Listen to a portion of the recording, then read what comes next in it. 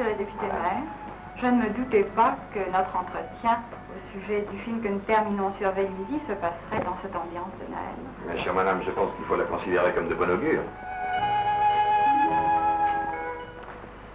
Voyons, madame, dans votre lettre, vous me demandiez des éléments de commentaire pour que ce film apporte certaines précisions aux personnes qui voient surgir de grands ensembles et se demandent quelle est leur origine, par quels moyens ils peuvent se réaliser, et surtout comment ils ont été conçus.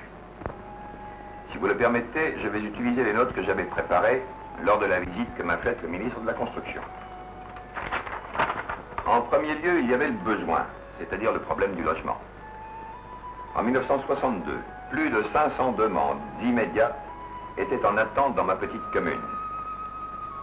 Et celle-ci ne disposait pratiquement d'aucun moyen pour y faire face. La commune de Vélizy-Villacoublay est divisée en 3 parties distinctes. L'une d'elles au nord, en bordure de la ville de Chaville, est séparée des 2 autres qui sont situées sur le plateau et qu'il est convenu d'appeler Vélizy-Haut. À l'est, dans le village, se trouvait la ferme de Vélizy. À l'ouest, c'était le clos. Je voulais les réunir et créer sur le plateau non pas un grand ensemble, mais une véritable ville. Une première liaison entre le clos et le village avait été amorcée en bordure de la forêt de Meudon, sous forme d'un groupe d'une centaine de pavillons, au centre desquels l'école Jean Mermoz avait été construite pour répondre aux besoins de l'époque et par avance à des besoins futurs. Les seuls terrains constructibles étaient exploités par la ferme de Vélizy. Ils représentaient environ 100 hectares et leur acquisition ne pouvait être envisagée par les finances communales. Il n'était toutefois pas question de laisser agir uniquement les promoteurs privés qui auraient pu satisfaire les besoins des catégories les plus aisées de la population et non ceux des couches les plus modestes. Étant donné l'étendue de ces terrains, il fallait engager un urbanisme juridique et administratif indispensable, en s'assurant également les concours financiers et techniques nécessaires. J'ai pu, avec pas mal d'entêtement, obtenir de nombreuses décisions favorables à ma commune. Mais il était évidemment impossible pour une petite ville comme Vélizy d'assurer dans les délais voulus une tâche aussi considérable. J'ai donc fait appel à l'auxiliaire de la construction immobilière, la SACI, sorte de bureau d'études juridiques, administratifs et financiers, dont les patronages et les réalisations en matière immobilière, et notamment dans le domaine du logement social, donnaient tous apaisement à mon conseil municipal. La construction d'une première tranche d'environ 2200 logements et de leurs équipements représentait un investissement de près de 200 millions de francs actuels, soit quelques 20 milliards d'anciens francs. La SACI s'est donc appliquée à obtenir et à mettre en place tous les financements dont il était possible de disposer pour le démarrage des opérations. Les fonds d'État, prêts du Crédit foncier de France, subventions des employeurs au titre du 1%, prêts complémentaires de la caisse d'épargne et des compagnies d'assurance et crédits bancaires. En mettant ses équipes au service de la commune de Vélizy, la SACI fut le coordonnateur de l'opération. La solution des problèmes techniques réclamait les compétences les plus diverses, et pour qu'elles soient bien coordonnées, je me suis assuré, outre le concours des ponts et chaussées de Seine-et-Oise, conseiller traditionnel des collectivités locales, celui de l'Omnium Technique OTH, bureau d'études spécialisé sur tous les problèmes du bâtiment, du génie civil, dont les interventions tant en France qu'à l'étranger sont bien connues. En dehors de ces études de voirie et de bâtiment, l'Omnium Technique OTH participe essentiellement à la mise au point des avant-projets. Une fois les entreprises choisies en fonction du meilleur prix et de la compétence, l'OTH s'est attaché à la mise au point des travaux d'exécution en collaboration avec ces entreprises et installa une agence technique de chantier destinée à en permettre la meilleure coordination possible et qui devait assurer le respect du planning fixé. Elle fut un des éléments principaux de la baie, commencée en juillet 62, et qui devait connaître un premier hiver particulièrement rigoureux. Au mois de novembre, d'importantes chutes de neige et le gel ont placé un certain temps en hibernation les engins qui, après le décapage du terrain, étaient utilisés pour les fondations et le revêtement des voies. Grâce aux efforts déployés par les entrepreneurs, la reprise des travaux s'effectuait très rapidement, malgré les difficultés d'exécution. C'est l'entreprise Chagnot qui était choisie pour l'ensemble des travaux de terrassement et de voirie de Vélizy-Haut, ainsi que pour la réalisation d'une nouvelle desserte routière descendant vers Viroflay et Chaville.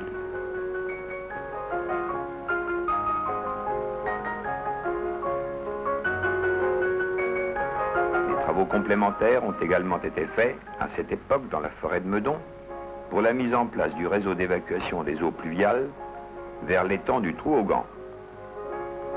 L'hiver terminé, les fondations des premiers bâtiments commençaient. La construction des bâtiments a été confiée à la société auxiliaire d'entreprise SAE. Celle-ci installa une centrale à béton semi-automatique importante, susceptible de fournir durant 3 ans les volumes des bétons réclamés pour la construction des 2200 logements et des équipements publics. Des grues à tours mobiles montées sur rails se mirent en action autour des premiers immeubles, dont les pilotis commençaient à sortir de terre, tandis que les diverses canalisations urbaines dessinaient leurs artères. Dans la diversité volontaire des volumes des immeubles, la SAE utilisa d'une manière systématique les procédés de construction industrialisés qui s'apparentent souvent aux méthodes pratiquées dans les travaux publics. C'est ainsi qu'à chaque étage, les canalisations autrefois apparentes sont maintenant mises en place avant le coulage du béton de chaque paroi et que le même principe est appliqué pour les planchers dont les ferraillages emprisonnent les tentacules de pieuvre et se mêlent au labyrinthe des conduites de chauffage par le sol montées au préalable. Toutes ces canalisations, entièrement protégées, finissent ensuite par disparaître noyées dans le béton.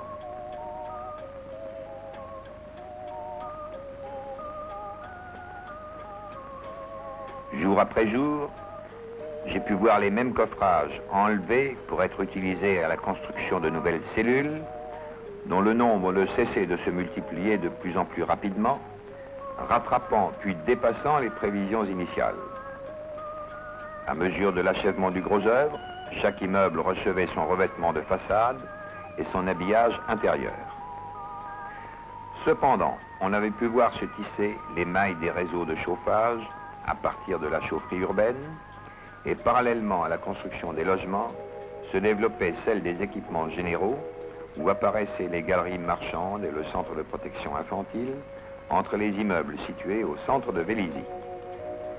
À l'extrémité ouest de ce groupe d'immeubles, devant les 2 immeubles tours, l'importante excavation qui devait accueillir le centre commercial avait été ouverte, tandis qu'à l'est, le centre social s'achevait au milieu des bâtiments du foyer du fonctionnaire et de la famille.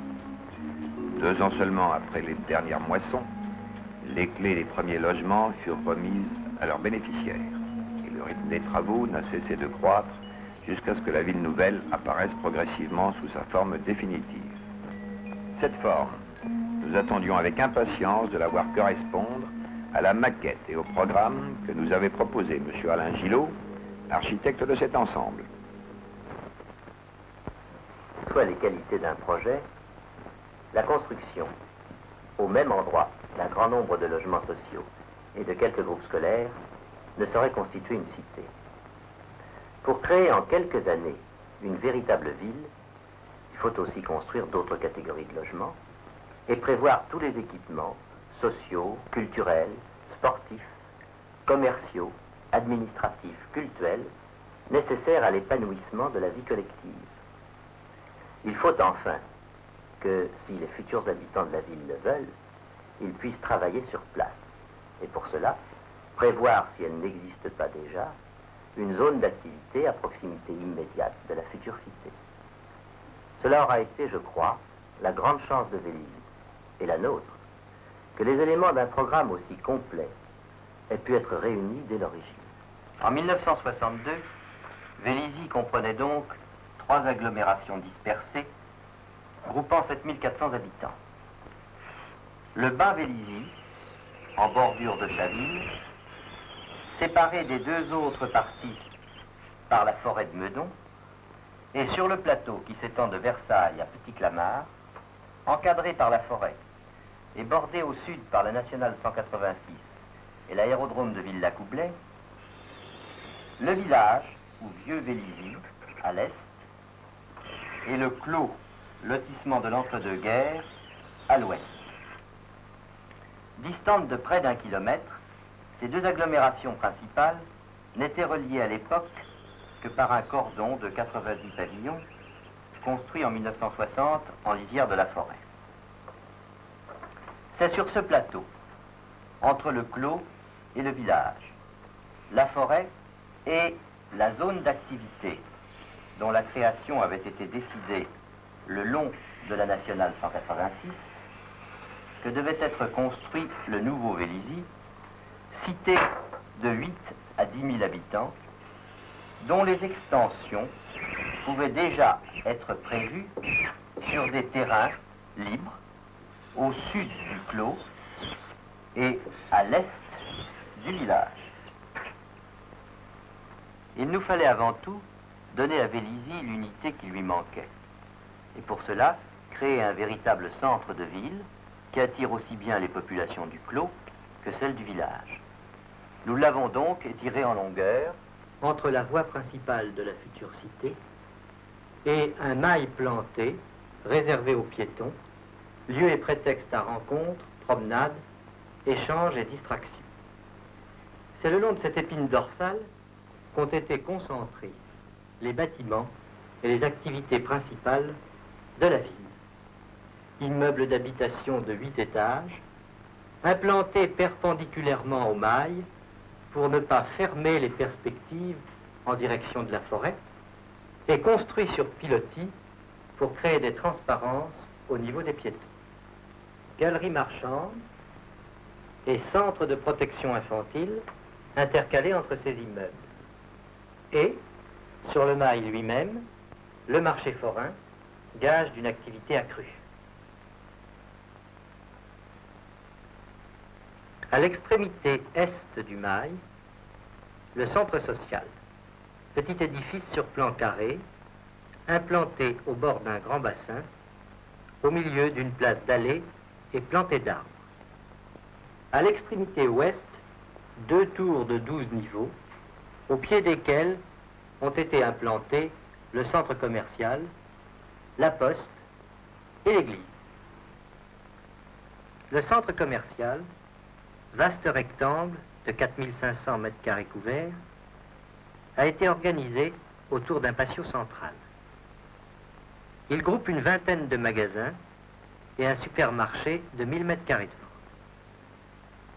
Pour éviter le désordre architectural que risque d'entraîner le voisinage de nombreux commerces, nous avons invité leurs propriétaires à aménager leurs façades et vitrines selon un plan type et des éléments communs.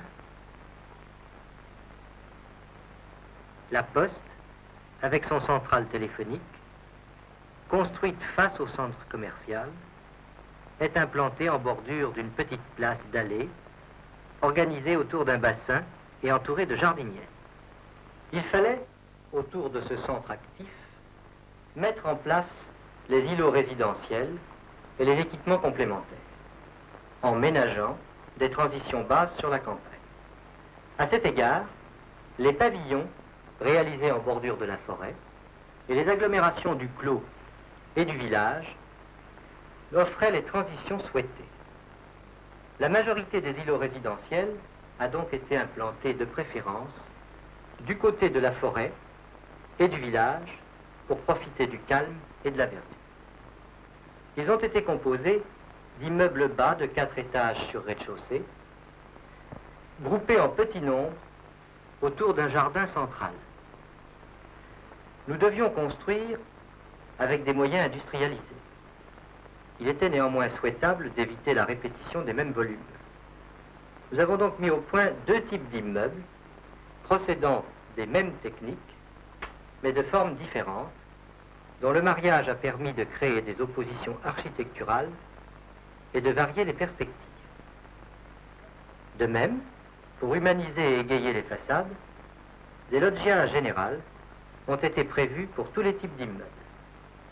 Les terrains restant libres entre les bâtiments bordant le mail au sud et la zone d'activité prévue en bordure de la nationale ont été affectés à l'implantation d'une caserne de CRS qui devait moins souffrir que les logements du voisinage de l'aérodrome et qui a été conçu de manière à s'intégrer le plus possible à l'architecture de la ville.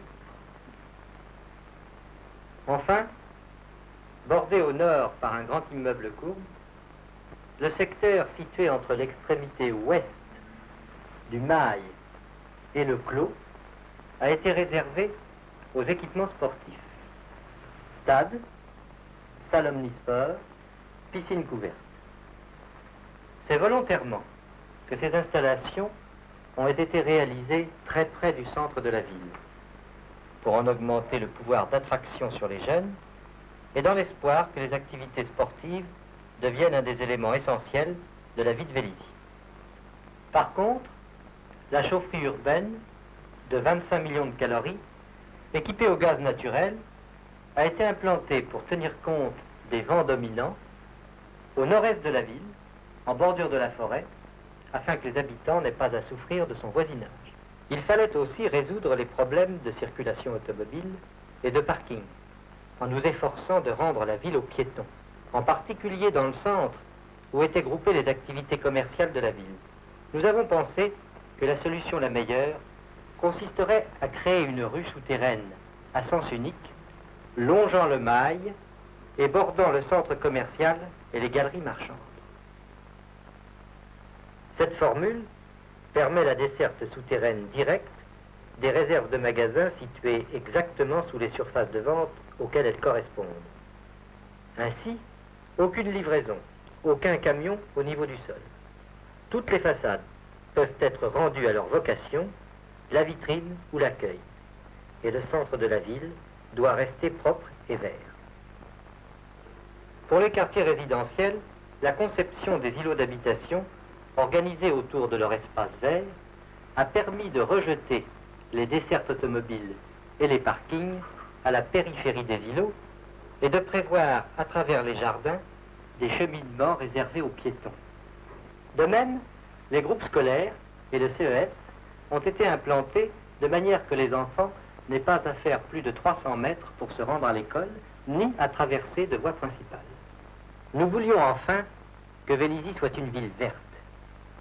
Les espaces verts doivent être en effet le complément naturel de la composition architecturale et il est indispensable de leur donner au départ l'importance qui leur revient, tant au point de vue des surfaces qu'en ce qui concerne le nombre, la diversité et la richesse des essences plantées. Les allées et les surfaces de jeu étaient implantées de façon à permettre à tous les enfants d'un îlot de jouer à proximité immédiate de leur immeuble et à faciliter leur surveillance. Les jardins ont été traités librement, composés de vastes pelouses parsemées de groupes d'arbres et ponctués de conifères. Ils ont été dessinés non seulement dans le but d'offrir des perspectives agréables au niveau des promeneurs, mais aussi une composition harmonieuse au regard des habitants des immeubles qui les entourent et les dominent. Cette recherche a été particulièrement poussée dans la partie centrale de la ville, entre les immeubles sur pilotis bordant le Mail.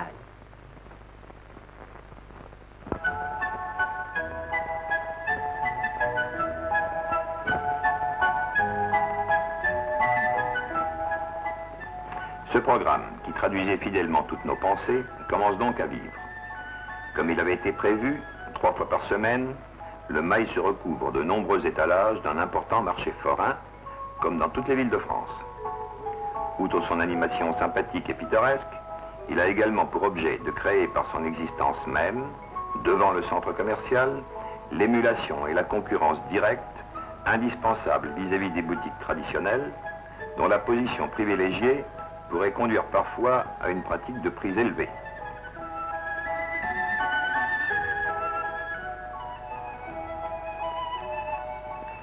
Ces boutiques restent ouvertes assez tard le soir pour que les habitants qui ne travaillent pas à Vélizy même puissent faire leurs achats en toute tranquillité.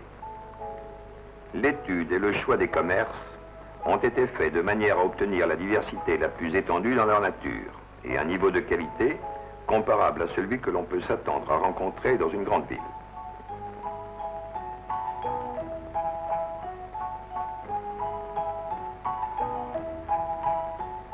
Les chances de réussite de ce programme résident enfin dans le fait que les établissements publics y ont été prévus dans une proportion très importante et qu'ils ont pu, comme les commerces, être mis immédiatement à la disposition des habitants. Pour que ceux-ci puissent pleinement les utiliser, il est indispensable, en effet, qu'ils soient bien conçus et en nombre suffisant, et aussi qu'ils soient réalisés sans délai pour que l'habitude de cette utilisation se prenne tout naturellement. Le centre de protection infantile offre depuis longtemps déjà toutes les facilités au moment pour la surveillance de leurs jeunes enfants. Il est complété d'une halte garderie qui leur permet, dans des conditions particulièrement économiques, de les laisser 1 heure ou 2 sous une garde bienveillante pendant qu'elles ont à faire leurs courses indispensables.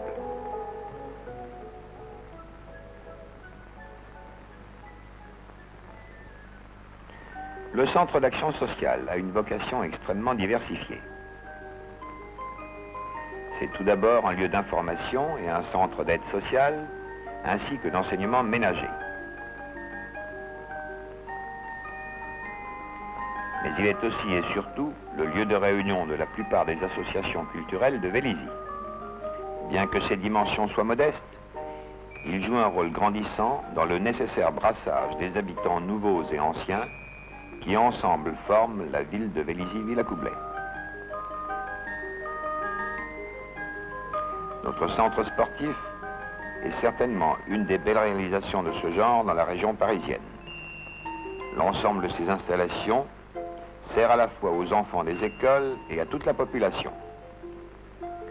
Un bar complète les équipements d'une piscine couverte et chauffée qui est ouverte en toute saison, chaque jour sans interruption jusqu'au soir. C'est naturellement un lieu de détente particulièrement agréable et apprécié non seulement des habitants de Vélizy, mais aussi de ceux des communes environnantes. Le bassin principal a 25 mètres de long et une largeur de 15 mètres. Quant au bassin d'apprentissage, il mesure 15 mètres sur 7.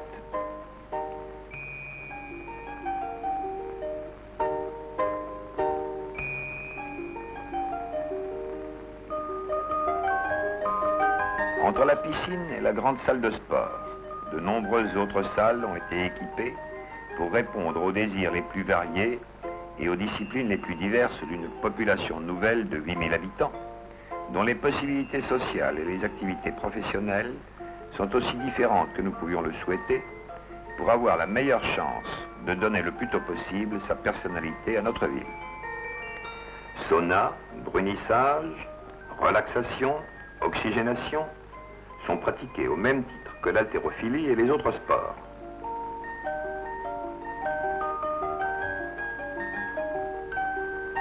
En demi-sous-sol, on trouve également des salles réservées à des réunions d'entraînement conduites sous la direction des professeurs les plus qualifiés.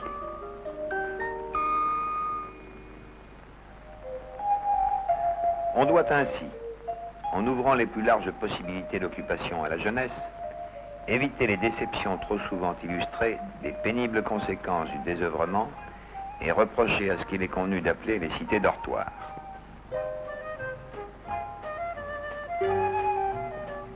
Dans l'attente de la prochaine réalisation d'un stade en plein air comportant une piste de 400 mètres et un terrain de football et qui apportera un élément vivant supplémentaire important, des compétitions sportives sont tenues dès à présent dans la grande salle de 44 mètres par 24 qui permet la pratique de tous les sports en salle tels que le tennis, le volley-ball, le handball et le basketball.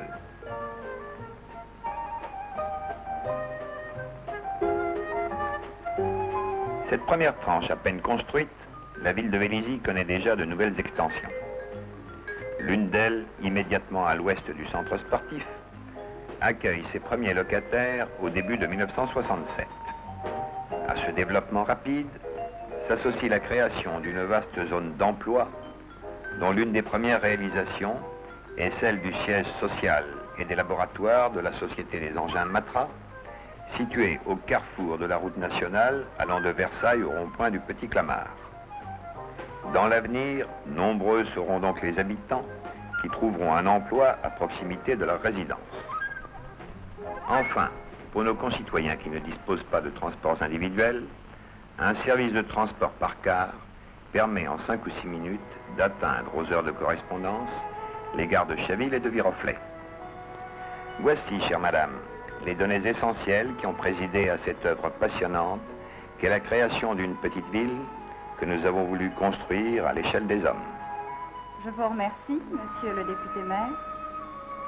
Vous venez de faire le commentaire qui convient le mieux à ce film sur Vélizy-Villacoublay. C'est presque un conte de Noël, surtout pour ceux à qui vous avez donné la joie d'y vivre.